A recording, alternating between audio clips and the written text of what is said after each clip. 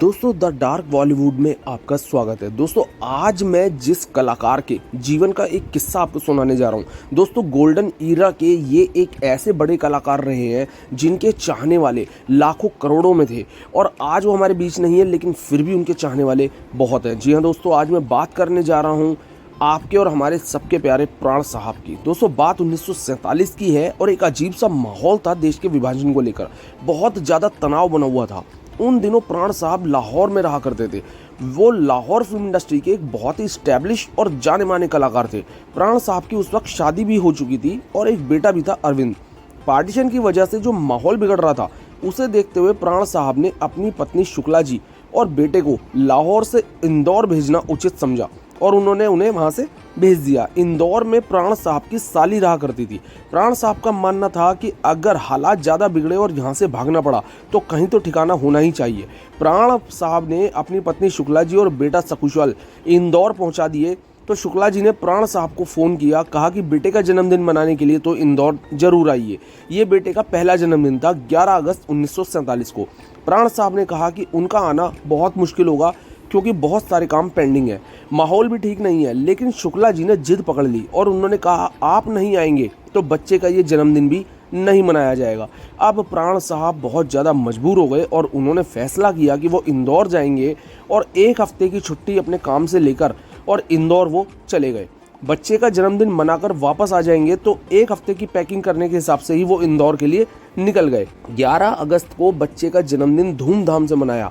जन्मदिन के 2 दिन बाद ही लाहौर के साथ साथ पूरे उत्तर भारत में बहुत सारी जगहों पर दंगे शुरू हो गए और खबरें आने लगी कि लाहौर खून से सन चुका है और सैकड़ों लोग इन दंगों में अपनी जान गंवा चुके हैं। लाहौर में बहुत भारी तबाही हुई। ये सुनकर प्राण साहब ने ऊपर वाले को याद किया और हाथ जोड़कर कहा कि अगर बीवी इंदौर नहीं बुलाती और इतनी जिद नहीं करती तो वो शायद दंगों के चपेट में आ जाते और अपनी जान खो बैठते अपने बीवी और बच्चों को देखने के लिए। तो बीवी की जिद ने प्राण साहब को एक नया जीवन दान दिया।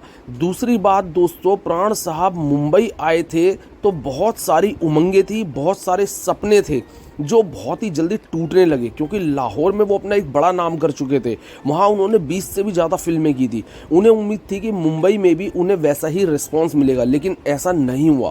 प्राण साहब को मुंबई में अपना पहला काम पाने के लिए 8 महीने तक संघर्ष करना पड़ा और ये संघर्ष बहुत ही ज़्यादा कड़ा था। अपनी पत्नी शुक्ला जी और बेटे पप्पू के साथ प्राण साहब आ गए थे मुंबई। उन्होंने सबसे पहले अपना ठिकाना जो बनाया वो बनाया hotel Taj at gateway of India. इन दिनों ताज होटल में स्वीट का रेट हुआ करता था करीब 55 रुपये, included breakfast and lunch and dinner. उस टाइम पर 1947 में ये अमाउंट भी बहुत बड़ा था। वैसे भी ऐसे आदमी के लिए जिसके पास मुंबई में कोई भी काम नहीं है, प्राण साहब को जल्दी ये बात समझ में आ गई कि ये ताज का स्वीट उन्हें बहुत भारी पड़ने वाला है। कुछ दिन रुकने के बाद उन्होंने आधी कीमत की एक होटल में शिफ्ट कर लिया।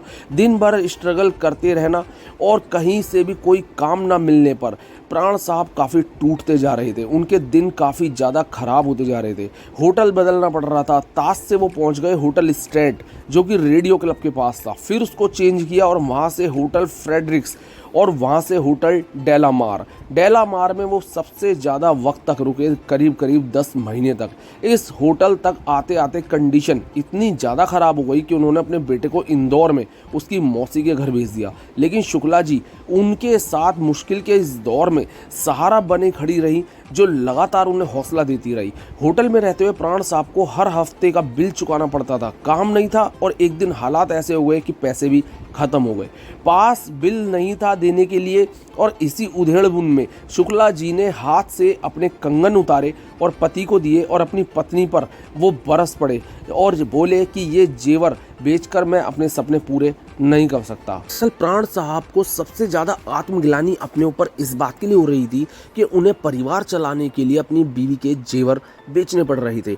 उनकी बीवी ने जब उनको ये समझाया कि ये चीज़ें अक्सर होती रहती हैं लाइफ में और अगर अच्छे दिन हैं तो बुरे दिन भी जीवन का हिस्सा हैं, काफ़ी समझाने पर प्राण साहब मान गए। उन्होंने प्राण साहब को कहा कि आप अपनी आशा ना खोएं और अपने लिए काम ढूंढते रहें। एक दिन प्राण साहब को टेलीफोन आया और फिल्म मिल गई मुंबई टॉकीज की फिल्म जिद्दी। इस फिल्म के लिए उनको 500 रुपये महीने के कॉन्ट्रैक्ट पर रख लिया गया। प्राण साहब ने 100 रुपये एडवांस में लिए और जाकर मियाँ बीवी ने रात में पार्टी बनाई। जब पार्टी करके वापस होटल लौटे तो आप यकीन नहीं मानेंगे, एक फिल्म का और ऑफर आ गया था। जिंदगी ने दरवाजे खोलने शुरू कर दिए किस्मत के।